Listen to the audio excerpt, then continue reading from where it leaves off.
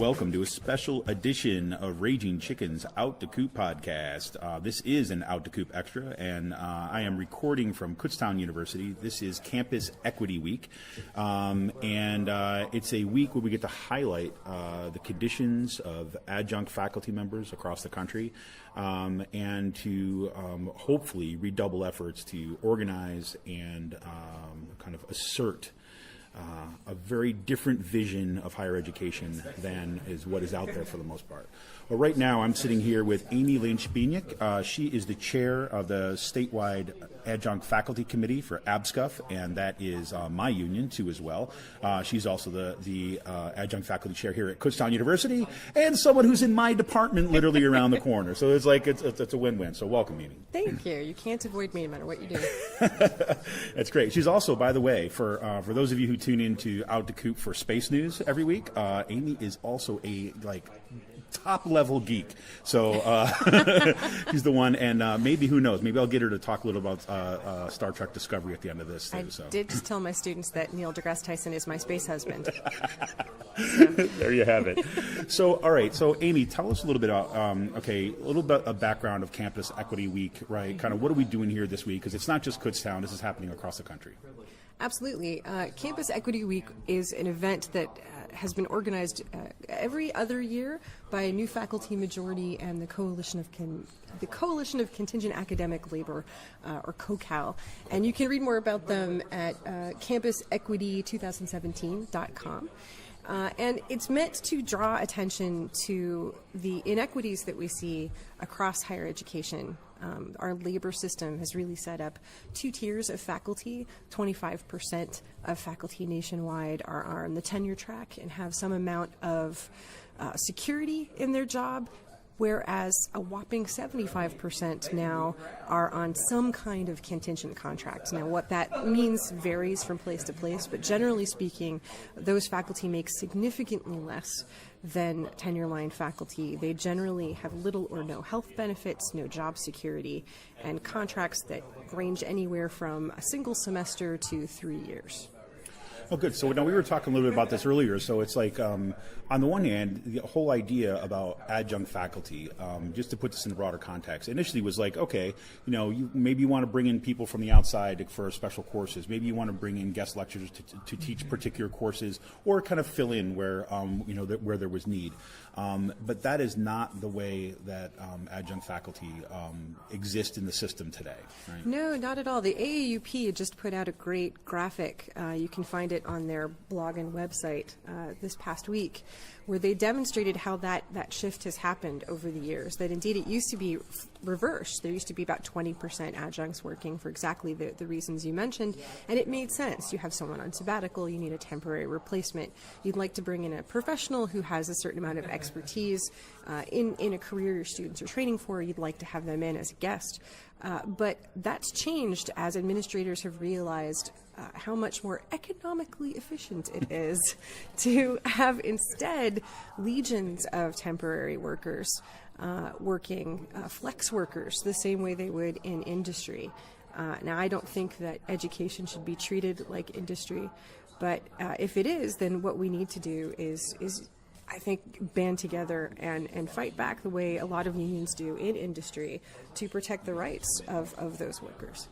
Absolutely. And I think, one of the things that I think you see in higher education and what has, in some ways, helped bolster part of the kind of whole kind of adjunct model is because, you'd imagine if you were just having, piece workers come in and just pull people off the street in order to teach classes who don't know what they're doing, right? They're going to see a degradation of the quality of education. However, we've always had this kind of overlap with a kind of missionary kind of profession, right? Where we do what we do in higher education because we love it, right? We're committed to the work that's going in. So then what administrations, what higher education as an institution has been able to do is basically profit off of those folks who really care about their students, who are committed to the work they're doing, right? And often are doing incredible work in horrible conditions. Yeah, in fact, some research has shown that adjunct professors are actually more successful at teaching general education courses. And in part, that's because those are the courses they're given to teach again and again and again. I mean, fighting in the trenches and teaching, the freshman biology class, the intro to bio, or freshman composition, you get good at it if you teach 5, 6, 7 classes a semester. So they are effective teachers, but that is really speaks to how hard they work, how much they are dedicated, given the fact that oftentimes they're in bullpen offices. They might share a computer. When I was an adjunct, I remember I shared a tiny office with 15 other professors. We had to use it in shifts because there weren't 15 desks, there were 2. And we had 1 computer that we had to use in shifts. The fact that any of us were able to prep and get our work done was amazing. But again, it's testimony, as you said, to the kind of vocational nature that many of us go into this profession, not for the money, but because we love students, we love learning, we love education. And absolutely, the system is built to take advantage of that. Yeah, it's actually, that very kind of the love, that kind of commitment, the fact that people have not committed to this job just because you want to make a ton of money, but because you're actually committed to what you're doing, has been now used as kind of like a bludgeon against the very people that are, charged to carry out a huge percentage of the general education, not just general education, to be clear, but like primarily general education courses across the country. So, one thing I wanted to ask you about was also, here at Kutztown University, we recently had this story of an adjunct faculty member who was fired, right? Fired, 2-3 weeks into the semester after this individual found out that they had a life-threatening situation where they had to get surgery, right, in order to stay alive. And the university's decision was to fire that individual. And now that came after faculty members in the department where this adjunct was volunteered to step forward and take up the coursework to make sure the classes were covered. And then other faculty would say, listen, we'd be willing to donate our sick leave to this person to ensure that they're not going to lose medical insurance, that they're going to be able to have an income to be able to pay bills like rent, right, that you do. And the university was unmoved, and the state system of higher education in particular, right, ordered the local not to negotiate with the local union and to make sure this person was taken care of. Now, in the end, the one slice bit of good news here was that the union stepped forward and kind of helped establish a fund for this faculty member, and I recall close to $6,000 has been raised to make sure that this person's COBRA benefits will be covered, as well as rent and some other bills. So, I mean, I know this is just one case, right? But how familiar is this kind of story when we're talking about adjunct conditions across the country? It's unfortunately very familiar. It's the first time for me that it hit so very close to home, but I've been reading these stories for years. There was a professor at Duquesne University who famously made headlines.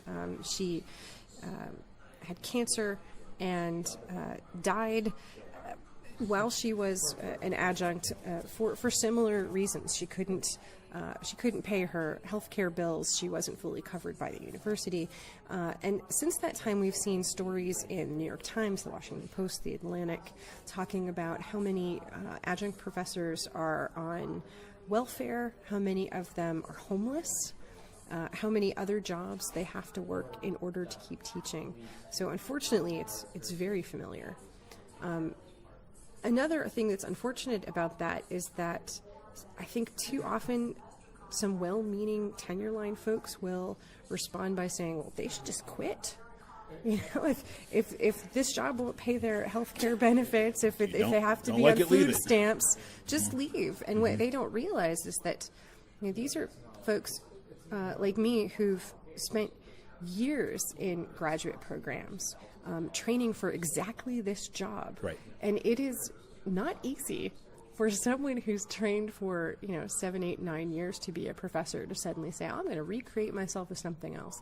Some people have done that successfully, but it is hard to do, and it's not as easy as just saying let's quit and do something else.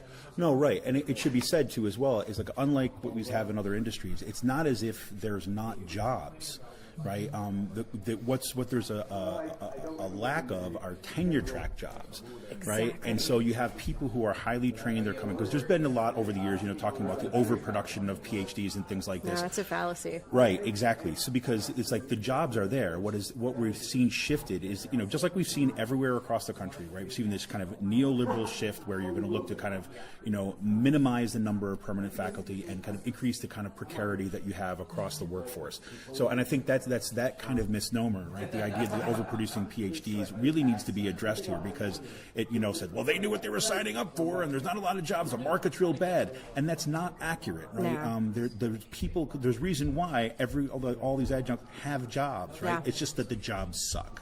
Yeah, I mean, Mark Bousquet analyzed this in How the University Works in 2008, and people are still using that poor logic of, we're overproducing PhDs. No, we're not. Bousquet pointed out that we have enough positions, we're teaching enough classes to employ these folks on the tenure line, to employ them full time.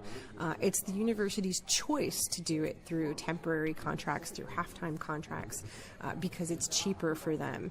And in fact, the system is set up so that we produced just enough that we need. I think he called it just in time. Yep. And that's the case, and that isn't going to be solved by us shrinking graduate programs or preparing people for alternative careers. We have to get the administrations and the system to make a choice to employ people ethically. Yeah, and I think this is underscored. I look at.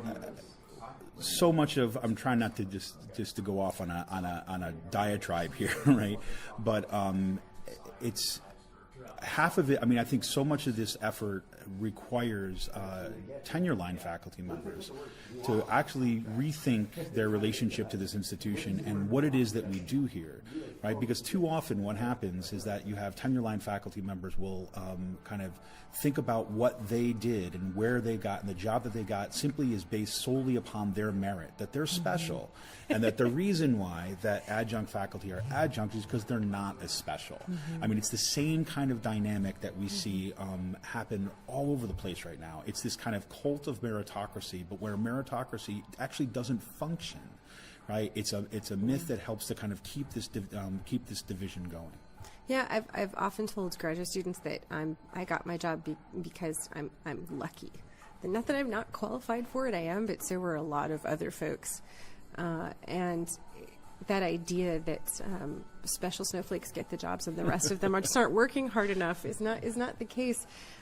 Nor is it the case that it's just dues paying. I've heard that too. Well, I adjuncted for a year, and so I think those professors who are lucky enough to only adjunct for a year or not at all don't realize that that's not really how the system works. Most people who adjunct wind up doing nothing but adjuncting for the rest of their careers.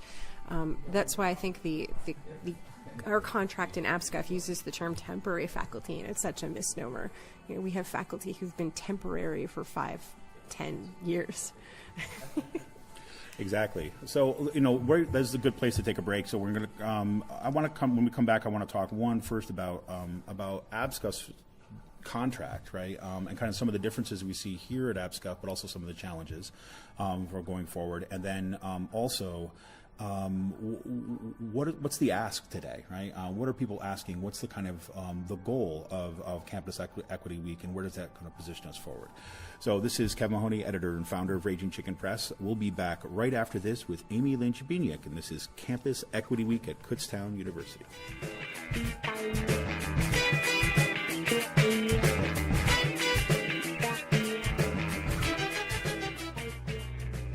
This is Kevin Mahoney, editor and founder of Raging Chicken Press. Over the past 6 years, we've brought unapologetic, progressive, activist media to Pennsylvania and beyond. We've helped hold those in power accountable and shine a light on some amazing activist work. We've broken national stories and established a reputation as an aggressive, independent media site. As newsrooms close and traditional journalists lose their jobs, hard-hitting investigative news suffers. If we care about our democracy, we have to find new sustainable models of journalism. And frankly, no one's going to do it for us. After the Trump election, we dug in even deeper. Thanks to some longtime members, one-time donations, and a shift in other resources, we brought on more writers and started paying them. Now we're doubling down and want to expand our infrastructure and pay our writers even more. We need to invest in our media if we have a chance to resist the unprecedented assault on democracy, working families, women's rights, and our planet. History will remember the choices we make today. So take a minute to become a member of Raging Chicken Press. For as little as $5 a month, the price of a local craft beer or a cup of coffee, you will be supporting homegrown progressive journalists and media activists. Go to ragingchickenpress.org and click on the Support and Membership tab to become a member. Leave a one-time donation or learn about other ways that you can help. We don't have billionaire backers. Keeping progressive activist media going strong depends on you. Thank you for all your help and support. Keep up the fight.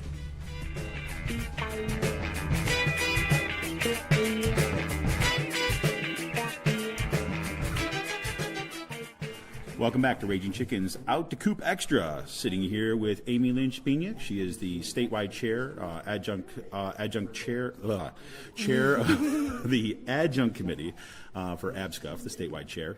And where we left off, we started to talk a little bit about APSCUF's contract. Now, the thing is, and I've told this story numerous times, and listeners to Out to Coop have heard this before, but I first heard about APSCUF, right, when I was actually living in Washington, D.C., working for the American Federation of Teachers.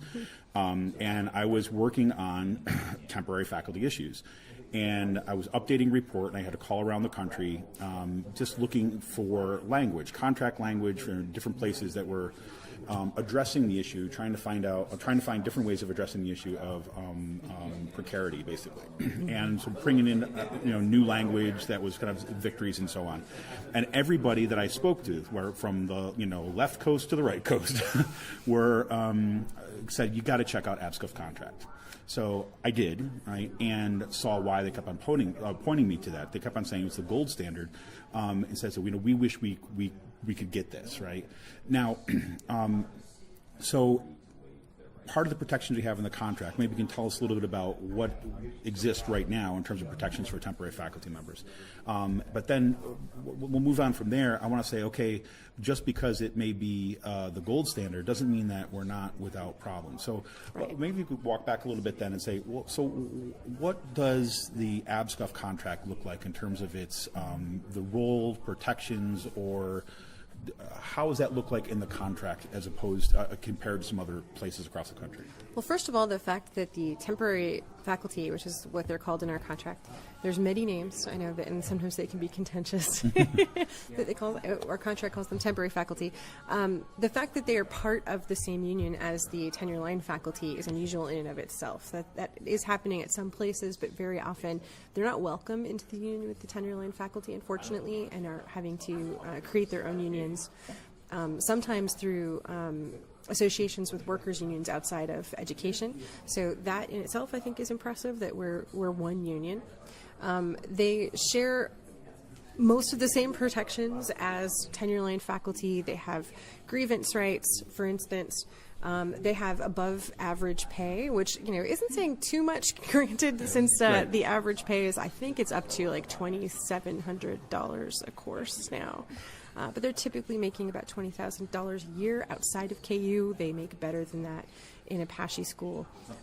They have better benefits typically than in other schools as well. We also have a policy which I think is really the shining star in our contract that allows temporary faculty to be converted to the tenure line after 5 years of service.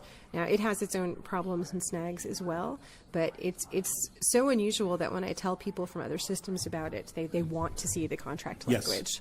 The fact that we recognize that if someone is here for 5 years, it may be a sign, A, that we need someone permanently in that line, and B, that we value that individual professor if we've renewed their contract that many times. And and that was from my understanding too, that was the case to be made for why it is that even in our contract we have these folks called temporary, right? The idea was is that no, if they're going to have adjuncts that are going to be there for temporary purposes, okay, we'll call them temporary, and then we're going to have the provisions in the contract which kind of says, okay, now we see these are not temporary positions, so let's roll them over. And I remember, when I first started here in 2002. Nobody was enforcing that kind of aspect of the contract. And now, I mean, you know this from our own department, we've been very proactive then about shifting that and saying we need to use these provisions in the contract. And we have, a significant segment of our department now are people who were formerly, quote unquote, temporary faculty members. But that's also the very thing that's now under threat, right? Yes, absolutely. Because it isn't financially efficient, I suppose, right? It goes back to budgets and the ways in which administration would rather save money. Because when you convert someone, then you have to convert them to a tenure-line salary as well. And tenure-line benefits. So it's more expensive to do that. But the investment in the professor is an investment in the whole system. It's an investment in our students, and we think it's worthwhile for that. But it's also, again, it's a social justice issue. If you're hiring somebody back year after year temporary, they're not temporary, right? You need to treat someone as according to the position they actually have, whatever label you're slapping on it. And I think that it's really important that we fight to protect that, but also to make sure that faculty across all of our 14 campuses understand their rights. Since I've worked with the Adjunct Faculty Committee, I've discovered there's a lot of lore surrounding our conversion policy of the contract. It's one of the reasons it maybe wasn't enforced here for a while, and why it's so unevenly used across campuses. Some people, mistakenly, they believe all sorts of crazy things. That if you use it, that your department can be punished somehow, or that you're not allowed to have any more hires for 5 years. I've heard all sorts of things, and I keep saying, show me that in the contract. Right. It doesn't say that. But people really need to know their contracts and understand their rights, and I think that is part of our goal as a union, is to try to disseminate information, because reading contracts, that's it's not fun. It's hard to understand exactly what's happening and what the repercussions are. No, certainly, and that's that's one thing that you are not trained in when you're going to get your PhD is how to read contracts and how to think about your job in terms of labor. I know that everyone that is secondary on-the-job training, what you do here. So let me ask you this then. So we know the past two contract fights with APSCUF, one which led to APSCUF's first ever strike last year. The issues were square on. Right, issues of adjunct faculty members. As a matter of fact, for 2 consecutive contracts now, the state system of higher education, the Chancellor's office, has sought to formally divide the faculty members for tenure-line faculty and the temporary faculty. And there's a bunch of ways that they were proposing to do this. Everything from going to full-on part-time piecework work, academic work, to 2 tiers of faculty members that we paid on different scales. Right, everything to separate that stuff out. This APSCUF contract will end next June, and there were all indications that we were gearing up for the same kind of stuff. Now, we had a chancellor who left, and now there's an interim chancellor, and APSCUF now has a 1-year contract, so there's a little bit of breathing room here. It's a 1-year contract, and things have been pretty much status quo in that new contract.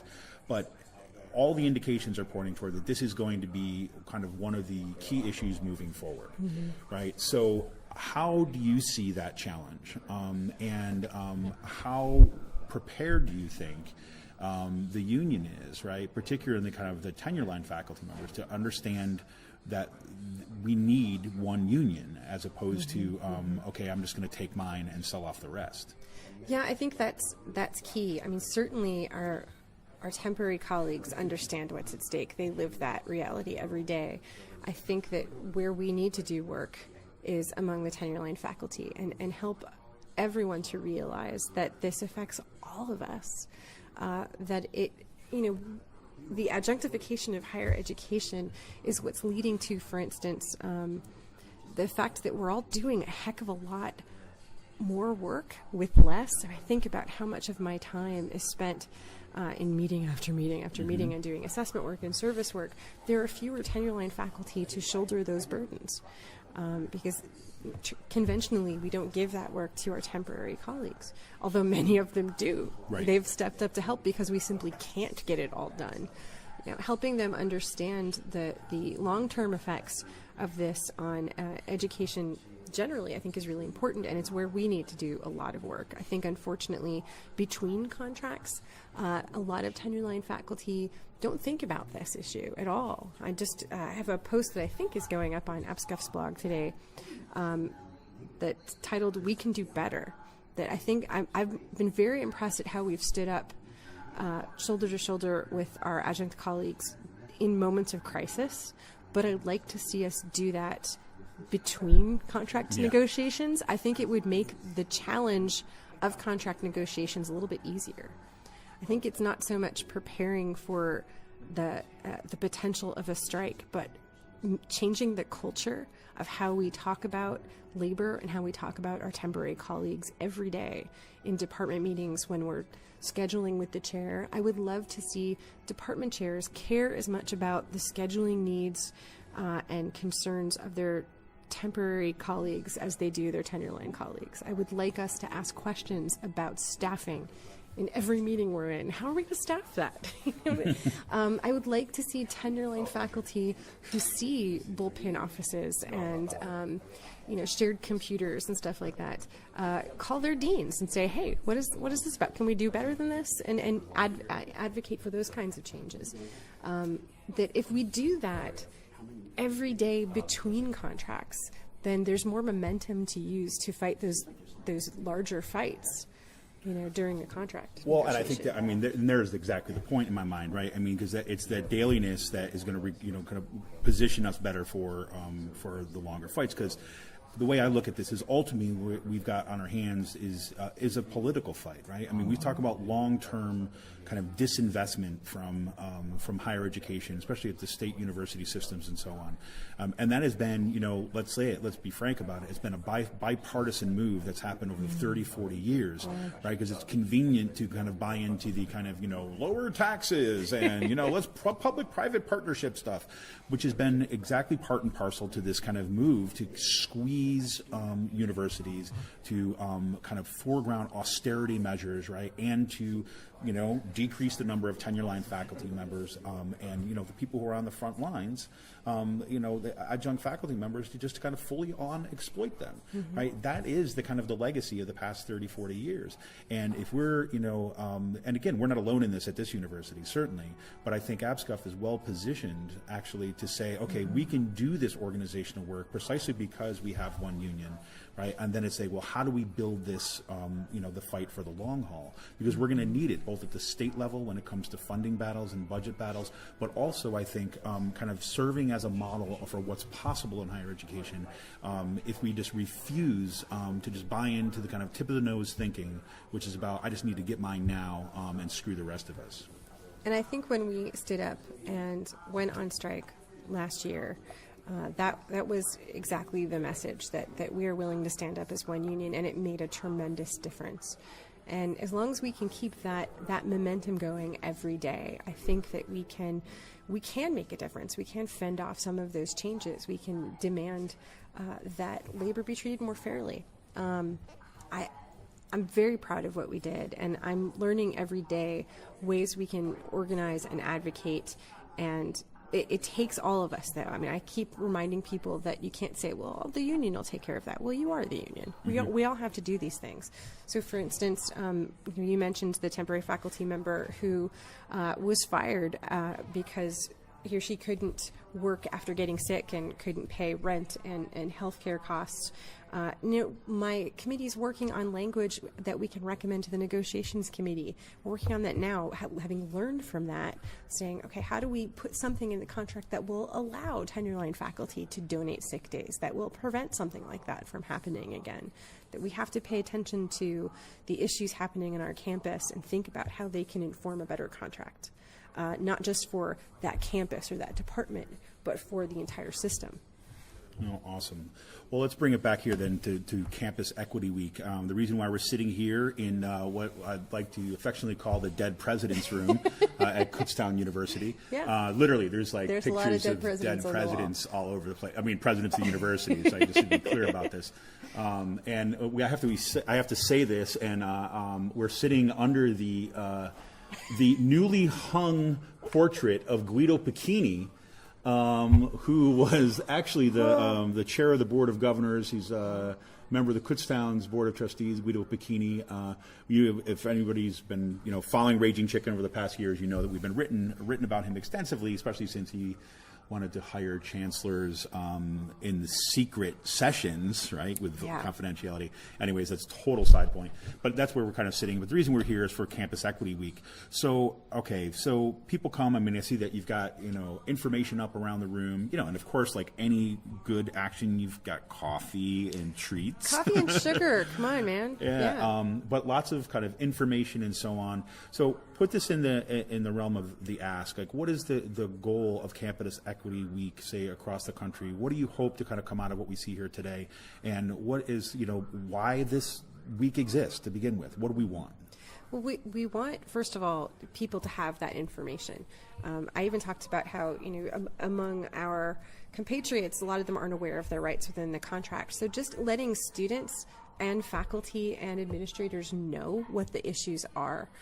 So many of our students don't know what adjuncts are, that some of their professors are adjuncts. I think the more of us know and understand these issues, the better. We can have these conversations. But more than that, I'm hoping that all of us across the country who are having these events can motivate individuals to take some action, to do something, anything.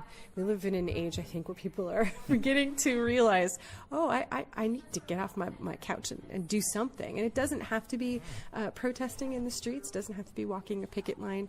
Although it can be. Although it can be. Absolutely it can be. And I encourage that. But what activism means for everybody is different, and it might be, going to Facebook, which I recently rejoined. Which is, by the way, folks, is that would be an awesome conversation on the side, just because it would be freaking amazing to hear Amy's struggles with Facebook. But that's a whole other for another day. Facebook. I'm back on Facebook, but I rejoined it for a group called Tenure for the Common Good.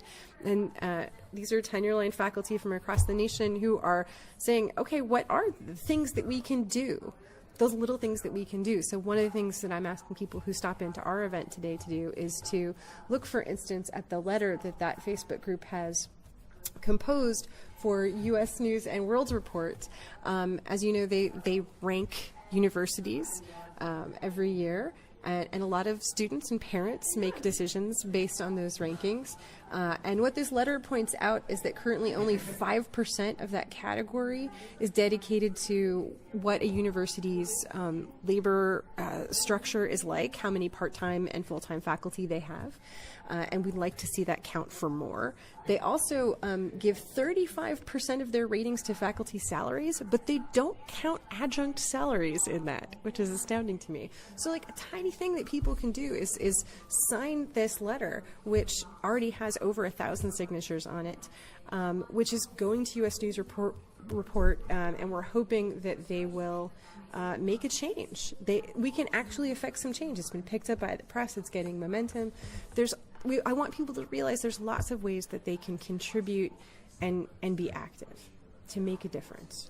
Well, it's awesome, and I love the way that that's positioned as tenure for the common good, because that's exactly kind of what this is about. And too often we think about adjunct faculty as just a kind of almost like an identity category. This is just about this group over here, when really it's about the state of higher education, right? And what does it look like to actually make sure that this is an endeavor that continues?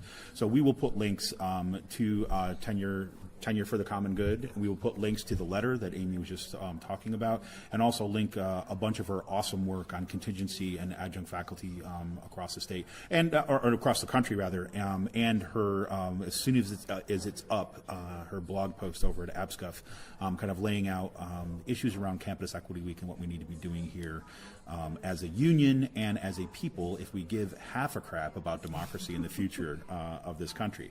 So now I would be remiss if I let you go without delving into the critical realm of Star Trek Discovery. So now I don't mean it's a disrespect to the Campus Equity Week, but as everyone, if you listen out to Coop, you know that we do space news every week, and I've been hyping this up somewhat. So give me your quick reactions of what you're thinking about Star Trek Discovery. Well, first of all, if you make anything and call it Star Trek, you can take my money. So I was going to watch it anyway, but I'm very much enjoying this kind of darker and, dare I say, more adult Star Trek. I was wary.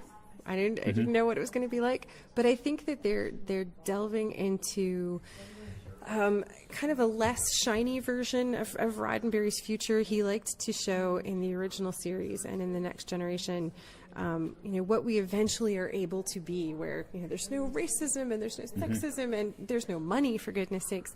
But here we're seeing in this prequel, the struggle to get there, and to me that's fascinating.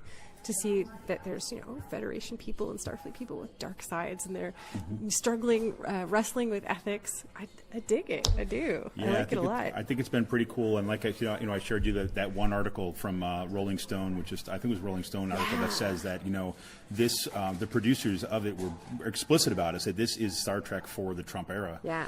Basically saying this is we're going to raise those issues about about racism, about kind of supremacy, racial supremacy that we see, and the darker side of folks. And I think that before this, the only time we really got to see some of those issues in the Star Trek universe or whatever was you go like Deep Space Nine, for example, but that's really kind of on the edge of things, so it's always put off on the other. Here you're seeing this happening inside the belly of Starfleet, but. So pretty cool. So and the ships look cool. Yeah, oh, they do. Man. They do. I've got my Star Trek Discovery shirt that I'll be wearing for Halloween tomorrow. So and I totally want. Have you seen the disco shirts? Are you caught up on your episodes? I have seen. Yes, I'm caught up. I want a disco shirt so bad, man. Well, I just actually got the Starfleet varsity jacket, so I'm completely geeked out on this. So we can only hope that I'm really interested to see if how much we're going to get into the kind of, say, labor issues we're talking about here, if they're going to actually bring that up. And we've had some inklings of this already in the series, and I'm just kind of looking forward to it. So thank you for indulging me. Anytime you want to talk labor or Star Trek or both, I'm down. There you have it, the labor of Star Trek. All right. Thank you, everybody, for tuning in for this Out to Coop Extra. And like I said, please check out the show notes for links to Amy's work, information about Campus Equity Week, and what you can do to support the fight for justice. This is Kevin Mahoney, editor and founder of Raging Chicken Press. Thanks for tuning in. See ya!